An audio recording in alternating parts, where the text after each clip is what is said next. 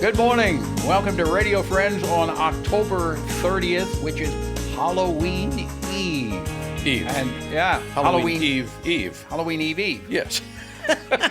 Larry Brown's over there telling me, no, this is October 30th. Tomorrow is Halloween. So this would be Halloween Eve. Well, Halloween means hallowed evening. It's the eve before All Saints' Day. Oh, that's right, isn't Yeah, it? so it's Halloween Eve. Whatever, Larry Brown, our singer, storyteller, songwriter, all-around good guy.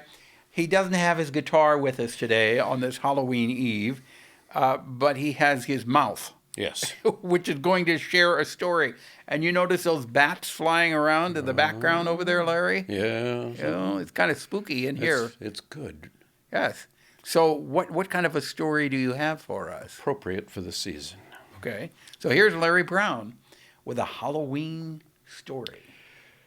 Isaac stood quietly and looked from the third-story window down and saw the family unloading a rental truck and a car, moving in to the old house. His old house. It was about sunset, and the shadows were kind of playing with the nearly bare branches of the trees of mid-autumn. And he thought, another family. Here we go again. He couldn't remember, though, very clearly. In fact, he said out loud, I just can't remember things like I used to. I know there's been families coming and going, and I'm not sure why and how this particular family is coming in. And look, they've got 3 children. Would you believe that? He says, but I do remember some things. Oh, there was the older couple that had moved in who was caring for a grandson, and there was the gay couple, and oh yes, there was the college students. I remember the college students, 4 of them or more. There were just too many of them. I remember some things, but now here, this family. Oh, the older child kind of reminds me of my older brother, who used to make fun of my name. He would say, Isaac Montgomery. Well, I got Isaac because my mother favored that, and Montgomery because my dad favored that, and so there I was, Isaac Montgomery. But I would stand up proud and say, I am Isaac Montgomery. That's probably why later in my life I chose to go by the initials I am. But now this family, I hope the agency or my office has made clear all the rules. I'm sure they did, all those written details. I just hope that they understand my expectations. As I said, they have use of the entire house and the property except for the 3rd floor, as my parents used to call it, the attic. That's my space. And of course, they're asked to respect the daytime because that's my quiet time. Well, and to respect the night because that's when I do my work. I assume that all those rules have been made clear, that I just want to be left alone in my space. Oh, I do remember something about those other families, and I don't remember exactly why they came and went. That's kind of foggy to me. The couple with the grandson. I remember that young man was messing with my stuff. He was actually carrying off some of my things out of the attic, and I was just about to scold him when he ran off frightened. I guess he reported that to his grandparents, and they just up and moved without discussing it with me.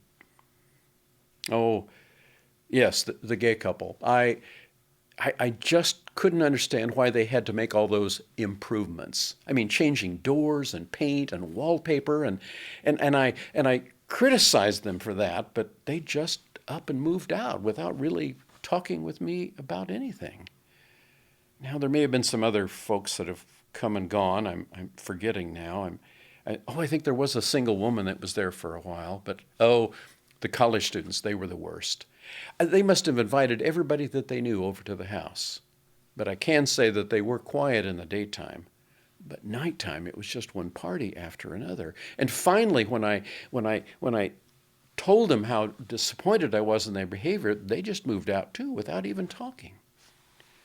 And of course, oh, I do remember another family. There was another family with children. They had 2 children. I suppose it wasn't appropriate for me to be checking in on the children at night, and I suppose they reported about me to their parents, and that's why they moved out. But again, nothing was discussed with me. I suppose none of these families really wanted an old man living upstairs. But now this family that's moving in, look at them. Oh, look. They have an older woman with them in a wheelchair. I bet she's a parent. It's an angry old woman. Look at her. She's just yelling and screaming and well, she's pointing up at me. She's pointing at me and yelling. She's asking them to turn around and there they are scurrying like ants. They're hardly moved in and now they're moving everything back into the truck and the car and going off, and I can hear her screaming. Well, what is she saying? She's pointing up at me and saying, "I told you this place was haunted." Well, they hardly moved in and now they're gone. I just don't understand it. I've been in this house for well over 100 years, and I've never seen a spirit or a specter or an apparition. I just don't understand it. And so Isaac Montgomery Ghostly went back to his work that night among his things, assuming that sometime in the days or weeks to come he would be interrupted again by another family moving into his house, as if they didn't know he was there. That's really good. I like the way you held off till the very end till we find out who he is. I am ghostly. I am ghostly. That's a good story, Larry. Now, this was fantasy, correct? Well, sure, but people's experience with... My yes. Oh, my yes. Yes. So tapping into what many of us have had, or at least family traditions.